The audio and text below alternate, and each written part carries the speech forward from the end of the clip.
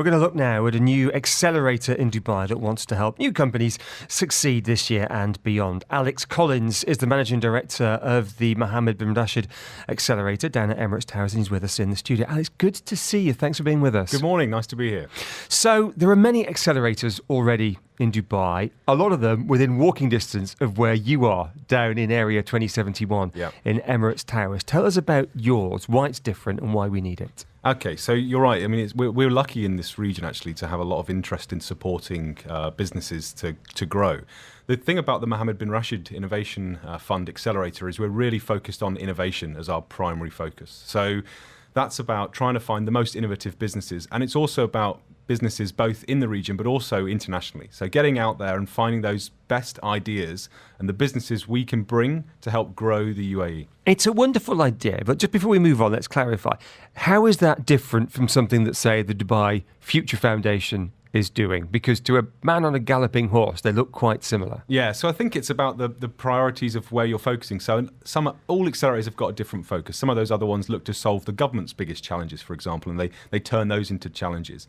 Our focus is really about the 7 priority sectors of the UAE. So those 7 sectors that were set out in the National Innovation Strategy, and those are really who we're looking for the best innovations in those areas. And the other thing to say is it's actually a very collaborative ecosystem. So what you you don't want to be buzzwords. You don't want to be working by yourself. That's the key thing. Is there a war for talent, though? Because there are only so many brilliant ideas out there, and we're getting a lot of incubators and accelerators here. Are you fighting over getting the best people? I think it's always a competition to get the best innovators to come and work with you. And I think that's why it's important that we're providing something different in the market. So trying to provide access to expertise in a different way, in a really hands-on, tangible way. So our program differs in the way that we actually give that expertise to those companies. But you're right, for sure, you've got a big competition, not just in the UAE, but around the world. You know, many countries are competing. You mentioned the hands-on expertise there. There's sort of 2 or 3 things that people are after from an accelerator, aren't they? They're after the mentorship, they're after the exposure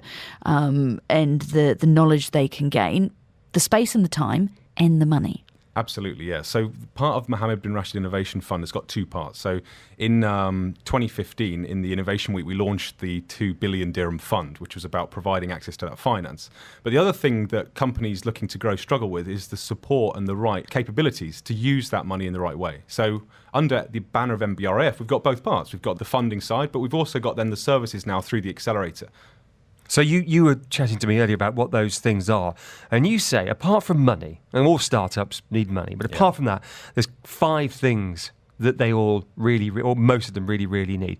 Quickly run through those 5 and then we'll unpick a couple of them. Yeah, sure. So what we've seen, and we've been working with startups since 1984 as in this sort of area. So because you work with EY, the consultancy, don't you? That's right. Yeah. Your background is with them. EY is operating this on behalf of the Ministry of Finance. So we bring to life that breadth of expertise over multiple years, but also hundreds of thousands of advisors around the world that can help. Those 5 areas are simply strategy. It's the first area. So that's the way that they've thought about that innovation to really bring that to life and drive the most value out of it. The second one is the business model. The 3rd area is around access to clients and markets. The 4th area would be getting access to finance, either more finance or different types of finance. And the 5th area would be access to talent. So let's talk about 1 or 2 of those. You talked about the strategy bit. These people may have a great innovation, a better mousetrap, for example, but they've got to have a plan of how they're going to turn that into money. Is that a common problem? Or do they not, when they come and pitch to you, do they not already have a strategy and a business plan? I just thought if I was going to go to an accelerator, you, Silicon Valley, whoever it was, I want to have a bit of strategy there, not just have invented a mousetrap. You'd expect to have a bit of a business plan, wouldn't you? Yeah, you would expect it, and you'll find a whole range of levels of maturity of that, right? So in reality, we work with companies that have got incredible strategies where they first saw that opportunity in the market. But part of the value of an accelerator is to step back and see, have you realised that actually maybe the data you create in your original product is the real value that you've not yet untapped? So you might pivot or something. Exactly, to use a term, exactly, yeah. So you might pivot. But also the second part of strategy would link into something like the way that they've really thought about their people in that business. So again, if you think about the growth of a business, there's tipping points as you scale where you need to think in a different way. You need to suddenly bring in different levels of management, for example, and you need to think about how you do that and retain control of that business still. Because this is a very UAE accelerator, what's the UAE flavour in there? Am I right in thinking that companies need to work in an element of amortisation? They don't specifically need that, but it's one of the 4 areas we're looking at is social impact for the UAE. They do have to be suitable. They do have to either already be based here or have a strong plan to come and set up their operations here. I mean, this for us is all about injecting innovation into the DNA of the UAE. So that's why we're really keen to get the best companies from the world to come and bring those innovations here.